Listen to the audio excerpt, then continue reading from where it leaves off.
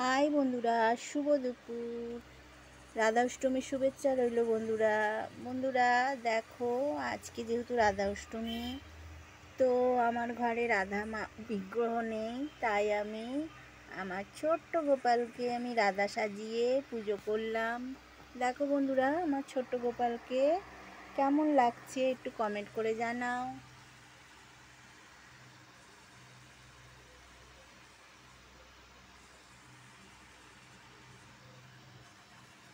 আজকে আমার ছোট্ট গোপাল রাধা সেজেছে, তো কেমন লাগছে সবাই জানাবে।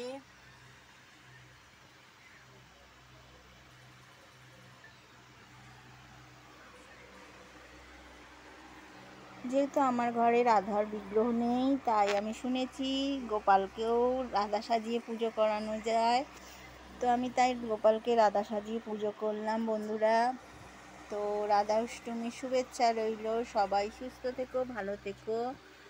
আর আমার রাধা, ছোট্ট গোপু রাধাকে জন্ম রাধা অষ্টমীর শুভেচ্ছা জানিও।